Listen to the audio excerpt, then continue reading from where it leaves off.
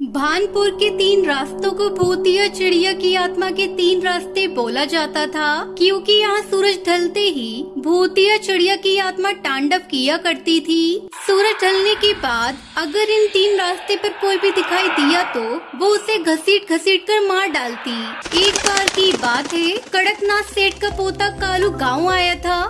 कालू, सूरज ढलने से पहले घर लौट आना। हाँ दादाजी, मैं कोई छोटा बच्चा थोड़ी हूँ जो गुम हो जाऊंगा।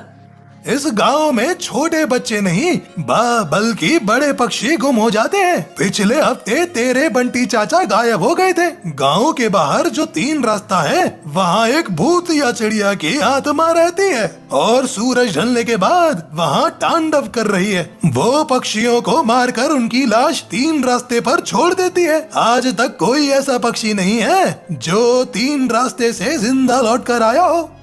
बाप रे, अब तो उस भूतिया चिड़िया की आत्मा को खौफ इतना बढ़ गया है कि सूरज ढलने के बाद कोई अपने घर से बाहर तक नहीं निकलता। चलिए ठीक है दादाजी, मैं लौट आऊंगा।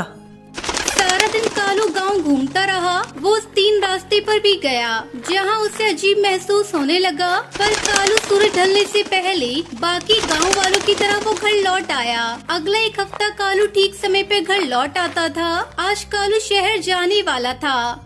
तेरी बस शाम 5:30 बजे की है। ध्यान से बस पकड़ लेना और अगर बस छूट जाए तो घर वापस लौट आना।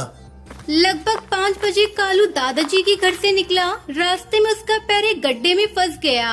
उससे पैर बाहर निकालने में काफी समय चला गया और तब तक उसकी बस चली गई थी। जब वो बस स्टैंड पर पहुंचा तो वहाँ एक चिड़िया खड़ी थी। क्या बस चली गई? नहीं, अभी तक नहीं गई है। लगता है बस लेट है। फिर ठीक है, मैंने तो सोचा था कि मैंने बस मिस कर दी है। तुम इस गांव के नहीं लगते। शहर से आए हो क्या? हाँ, ये मेरे दादाजी का गांव है। कुछ दिन हुए उनके पास यहाँ मैं रहने आया हूँ।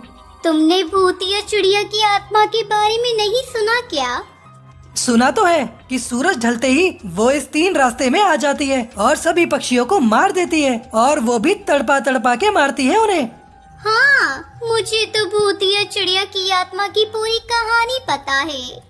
अच्छा तो बताओ मुझे, भूतिया चिड़िया की आत्मा कौन है?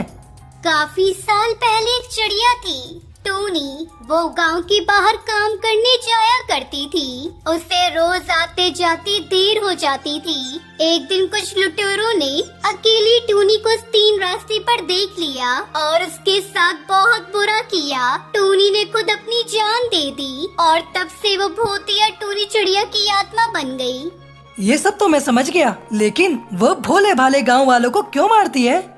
वो मार रही है ताकि गांव वाले समझ सके कि इन तीन रास्ते पर कोई अकेला ना आए। वो चेतावनी दे रही है कि भूतिया चिड़िया की आत्मा चाहती है कि इन तीन रास्ते पर हमेशा पक्षी रहे, ताकि किसी और टूनी के साथ ऐसा हादसा ना हो सके।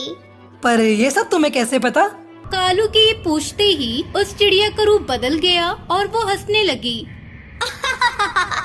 क्योंकि मैं ही हूँ वो भूतिया टूनी चिड़िया की आत्मा।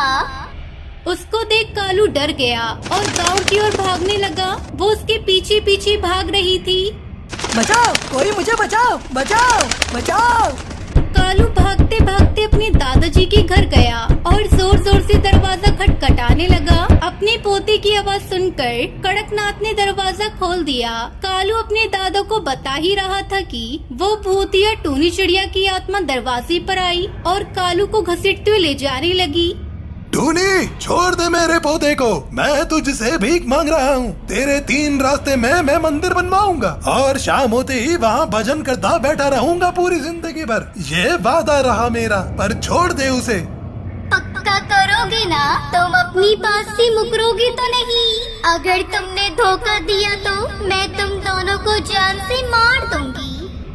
ये कहकर उसने कालू को छोड़ दिया और वहाँ से चली गई। अगले दिन तीन रास्ते पर कड़कनाथ कालू ने देवी की मूर्ति रखी और जोर जोर से भजन गाने लगे। शाम होते ही भूतिया टूनी चिड़िया की आत्मा वहाँ आई, पर कड़कनाथ को वहाँ बैठा देखकर वो मुस्कुराकर गायब हो गई। उस दिन के बाद रोज कड़कनाथ वहाँ बैठा रहता था। धीरे धीरे कई और पक्षियों ने उसका साथ दिया। कुछ ही समय में उस तीन रास्ते वाले मंदिर में भक्तों की भीड़ लगने लगी। अब वो सुनसान रास्ता एक भीड़ भाड़ वाले इलाके में बदल गया था। मंदिर बनने के बाद किसी ने 3 रास्तों वाली भूतिया टूनी चिड़िया की आत्मा को नहीं देखा। अब सब गांव वाले खुशी खुशी रहने लगे।